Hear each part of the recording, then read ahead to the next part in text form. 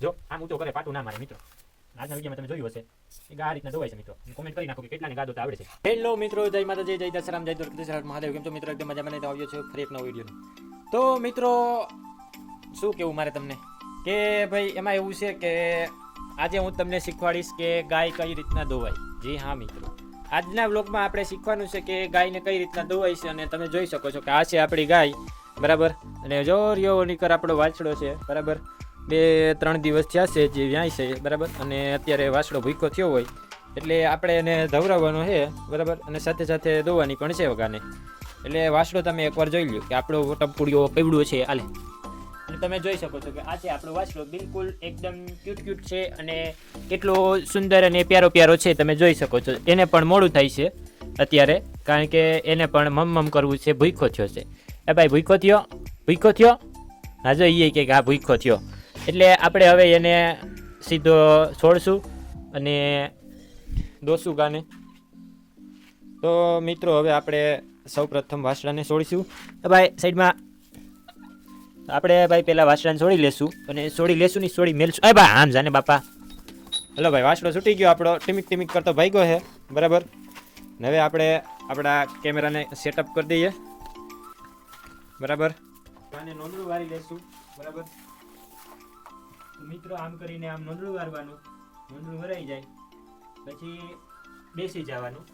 ગા ધોવા માટે મિત્રો તમારે જરૂર પડશે એક ટોપડી અને એક આપણે લેશું એવડીકડું પાણી પીવાનું, જેનાથી આપણે સરળતાથી ગાને ધોઈ શકીએ.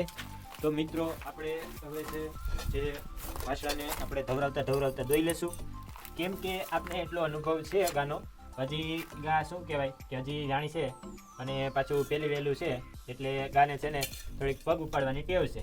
હવે સાથે સાથે સૌ પ્રથમ આપણે હાથનો આ રીતના ઉપયોગ કરશું, આમ કરશું અને પછી આચરને પકડી અને પછી આપણે ધીરેથી દોશું. એટલે તમે જોઈ શકો છો કે દૂધ આ રીતના આવે છે અને બિલકુલ સરળતાથી ગા ધોવાઈ રહી છે મિત્રો. અત્યારે એકલો છું એટલે રિસ્ક નથી લેતો, કારણ કે બાકી આપણે 2 હાથે પણ ગા ધોઈ શકીએ છીએ મિત્રો.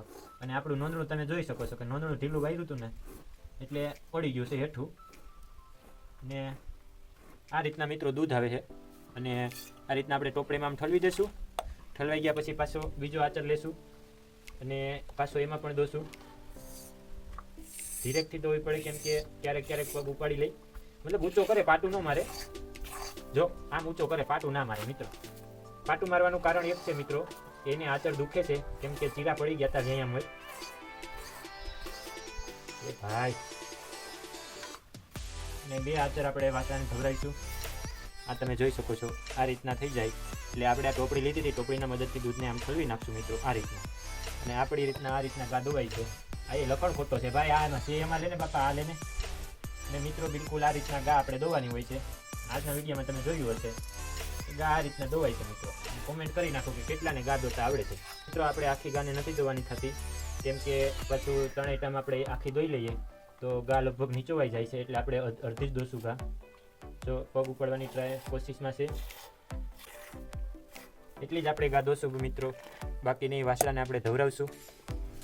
તો મિત્રો તમે જોઈ શકો છો કે આ રીતના પગ ઉપાડવાનું કારણ મિત્રો આ છે. દેખાય આ ચેકા પડ્યા, શીરા પડી ગયા હતા. તો મિત્રો આ રીતના ગા ધોવાની પ્રોસેસ હોય છે અને આપણે આજ ફાઇનલી ગા ધોઈ નાખી છે. તો વિડીયો ગમે તો લાઈક કરો અને ચેનલને સબસ્ક્રાઈબ કરી નાખો અને